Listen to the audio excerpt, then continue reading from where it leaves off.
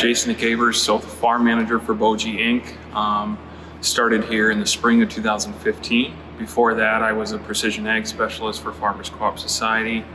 I started that in 2007, so I was with the co-op up until 2015, and I've been here ever since with Boji Inc. So yeah, I'm married, 2 kids. We live in Boyden, and yeah, so just a short drive from the farm.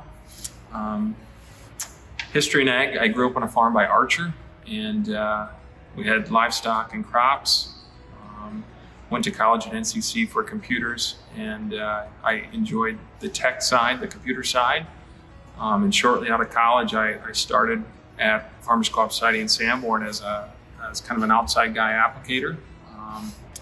And that was good. I took a year off, if we could say it that way, and I hauled livestock and trucked, and that was really enjoyable too, good experience. And then came back for that precision ag role in 2007, I believe. And during that time in 2007 on, I owned some livestock trailers, so still did quite a bit of trucking while doing the precision ag thing at the co-op. And during that time too, I'd occasionally get a hop in a machine or do various things. So always been very involved with ag somehow, some way. Yeah, when I had the chance to come and farm for Bob and Boji Inc, it was like, this is the ticket. It's really, I enjoyed my job at the co-op, but this is really enjoyable too. So it's been a lot of fun the last few years, yeah, just learning at a deeper level. I mean, the internet gives you so many options to learn and relationships too. Last week we were at Commodity Classic, and so it was very good to be there with Demco and talk to people on equipment. But with our paid trial side, it was very good to visit with tons and tons of companies about not only their portfolio, but what unique thing do they have maybe. For example, we met with a company about humic and fulvic acid, right, and how that can affect production. And so make relationships with these companies. They're eager to learn with you. So I guess never stop exploring, if I could say it that way, right? Like there's so many opportunities to partner with companies that want to learn, and it also will benefit your farm. And if I think back to my first year here, we didn't do any trial work. And this year, every field has a trial of some sort. So there's many days it's like, this is the biggest pain in the butt ever. But at the end of the day, at the end of the year, all of a sudden it's like, okay, this is what we've learned. This is beneficial to our farm. Even if it didn't perform better, it's still a learning experience. So that's what's really driven us even faster down this trial route. I think it's just the ability to learn quickly. And that's a tough pill to do because it slows us down in season. So I think there's hesitation for people to maybe jump into that trial path.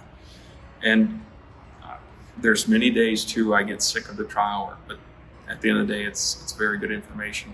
So we're all, at the end of the day, wanting to produce good yields, right? We're all taking a different path to get there, and it's very neat to see all the things we can do to manipulate yield. So whether that's foliar nutrition, whether that's plant growth regulators, whether that's different seed, there's so many factors that affect us every day. So it's very neat to learn that and grow in that. And then also, what can we do to push further? Obviously innovation, you know, for us coming from deep tillage and deep ripping and a lot of tillage, a very intensive tillage management, and we're switching now to strip till while incorporating manure. To us, we would look at that as somewhat being innovative. It's not very common around here, and not many people maybe are willing to try it, but we really believe that we can carry that out well without seeing a yield penalty. So that might be some of the concern, that if you aren't innovative, or if you try to innovate too much, you might lose yield or have some challenges. But we're kind of staring that in the face and saying, you know what, we can handle this, we can manage around this. So change is hard, right?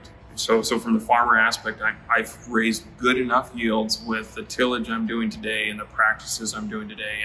And I have a pen of cattle with manure. Why would I give that away or give it to my neighbor? And we used to be in that camp, right? Like, well, it's a good resource, it's cheap, readily available, we're gonna use all that we can. And I think we're actually hurting yields by doing that, because we're over applying so many of these things, which are good, but we lose the balance. We lose nutrient interaction. And so that's where we really, we're tapering down our manure rates. And then with the strict till, we can maybe fine tune that and keep a balance, which we weren't doing before. So the water quality thing is a big one, right? And actually we have one of the first saturated buffers that was put in Sioux County here on a field just a mile away. So water quality is obviously probably front and center locally, but the carbon thing that we talked about a little bit ago is probably also, it's on the radar.